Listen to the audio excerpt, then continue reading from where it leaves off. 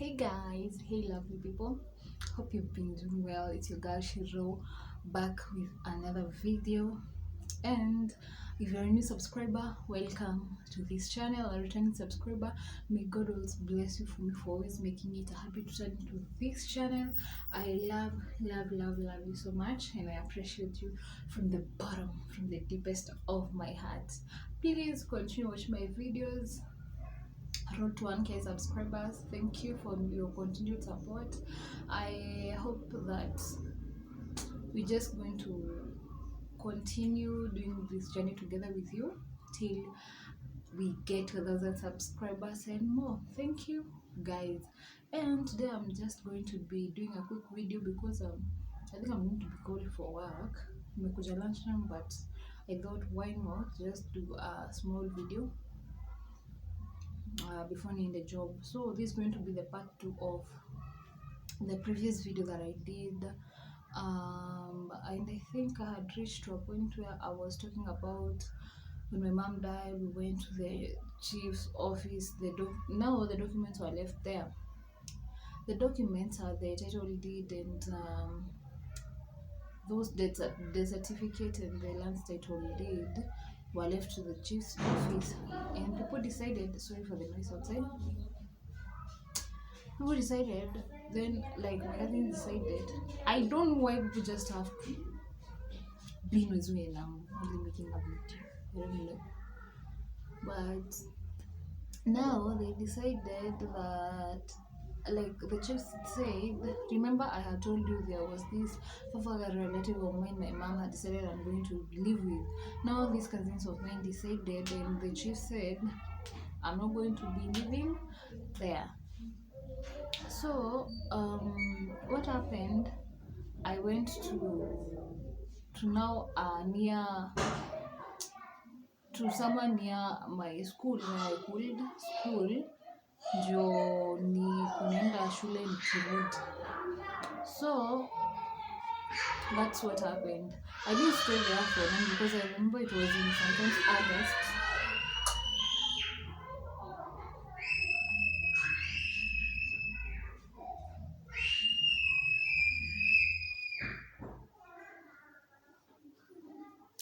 It was at times in August 2013, and I stayed there for the third term. Then the beginning of the home to year, which was for 2014, I was to go to another cousin of mine, now these relatives who has the issue here, decided they were going to take me to the boarding sector because my school had a boarding section and the day section. So I was going for this school. Now this particular date, I remember it was on a Friday. She came at school with everything, like kila kitu yenye I needed to have ndio nikuwe naenda, like niende boarding. So the principal called me to her office and asked me whether I knew her. I told her I knew her, and then she told me that they have decided that I go to the boarding sector. I was shocked because it was something I was not expecting. But then at times I had suffered loneliness at times, I would say. And being at school always made me happy because I used to talk with other people, I used to talk with other friends, my schoolmates. Like I find myself I'm not concentrating so much on thinking about what had happened, about my mom passing on. I remember when the documents were left at the chief's office, the argument was, when I turn 18 years is when I'm going to get those documents. So now I'm at school. I don't know what will happen. I went to boarding. It was so fun. My teachers appreciated me. They loved me. I just want to thank those teachers who were there for me when I was in high school, because I don't know what I could have done, how I could have managed being there if not for them. So I continued nikamaliza hadi form 4. I didn't know, like, okay, there were problems in here, there and there, but there were not as much like I could cope. I could cope. Life at times hadn't me, hadn't me. I remember. Anyway, I coped through school. God helped me through school. And when I finished Form 4, there was when things started taking the turn I was not expecting they would. Because now this cousin of mine told me that I will go to stay with her mom, who was my auntie, because she was married by my uncle. My uncle, now my a sister, a brother to my mom. So she was my auntie, and I don't know. I think I was not expecting that. I was not expecting that to come. Being that I was going home to her place at Pika when we used to play school, so I was not expecting that. But anyway, I had nothing else to do. The ended to. But now the thing was, I didn't even have fare. I went home. I called her. She told me, "You just know how you're going to go to take yourself home."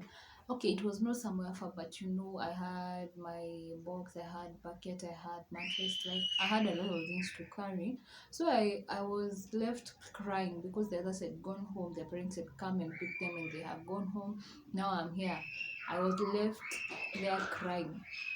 Now the deputy principal was the one who caught me crying. Akaniita kwa ofisi yake. Then I remember the principal came in and they gave me fare. I went home. By the way, thank you so much to those teachers who helped me through school, because it was tough. I tell you, it was tough.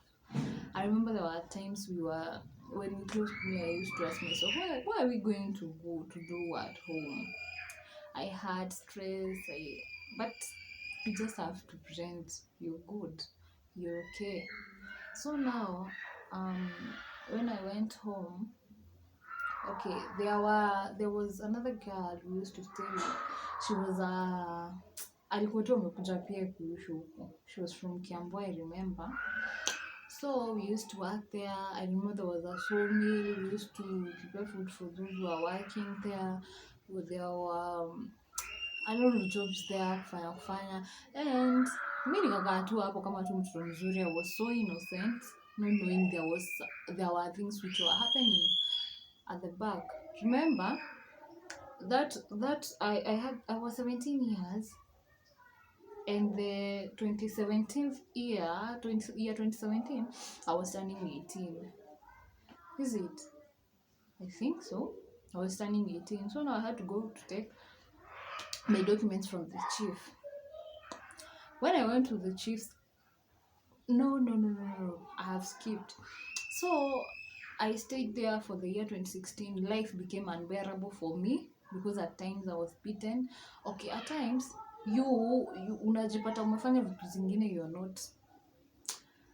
I remember there was this particular day I went to my shamba, like hiyo shamba ya mama yangu. It was just around. I went to pluck tea there. So, and there were visitors coming now who visit now my auntie from the church. And that particular day is the day that I went to pluck tea. When I came in the evening, okay, there are things you get to encounter in a place na unapata you're not comfortable anymore living there. I don't know whether I have to say this, but it is true. Like, I lack sanitary towels when I was there. So, okay, obvious, life is unbearable. It became unbearable. You're not given money. I remember there were times, and sorry to say this, I only had one underwear, one panty. Can you imagine? One panty. Unashinda tu unaitisha. Hakuna mwenye anakupea. I remember hiyo panty nilirarwanga hapa kwa side. So I attached a string to it, so I was adjusting the string. What do you do when you have periods that you don't have sanitary towels? No one is providing you sanitary towels. So what do? Life becomes unbearable there. So I just decided that I'm just going to leave that place, and I left there. I decided I'm going to go live with that person, that particular relative of mine. They decided I'm not going to live with, but my mom had said I'm going to live with him. I hope I'm making sense or you understand what I'm saying. So I ran away.